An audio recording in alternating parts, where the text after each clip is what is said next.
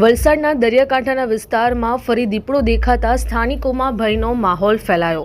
વલસાડ તાલુકાના ભાગલ ગામના દરિયાકાંઠાના વિસ્તારમાં ફરી એકવાર દીપડો જોવા મળ્યો છે। આ ઘટનાથી પશુપાલકો અને સ્થાનિક લોકોમાં ચિંતા વધી છે। સ્થાનિક લોકોએ પોતાના મોબાઈલમાં દીપડાનો વિડીયો ઉતાર્યો છે, જેમાં તેની હાજરી સ્પષ્ટપણે જોવા મળે છે। દીપડા વિડીયો સોશિયલ મીડિયામાં વાયરલ થયો છે। દીપડો ખેતરોમાં દેખાતા ભાગલ અને આસપાસના ગામોના ખેડૂતો અને પશુપાલકોમાં ભયનો માહોલ ફેલાયો છે। તેમને પોતાના પશુઓની સલામતીની ચિંતા સતાવી રહી છે। આ ઘટના અંગે વન વિભાગને જાણ કરવામાં આવી છે। સ્થાનિકો આ ઘટનાની જાણ ગામના સરપંચ અને વન વિભાગને કરી છે। વન વિભાગની ટીમે તાત્કાલિક ઘટના સ્થળે પહોંચીને સરપંચ અને ખેડૂતો પાસેથી દીપડાની હાજરીની માહિતી મેળવી છે। આ વિસ્તારમાં બીજીવાર દીપડો દેખાવાને કારણે લોકોમાં ભય વધ્યો છે। સ્થાનિક લોકોએ વન વિભાગને તાત્કાલિક ધોરણે કાર્યવાહી કરીને દીપડાને પકડવાની માંગ કરી છે, જેથી લોકો સુરક્ષિત રહી શકે।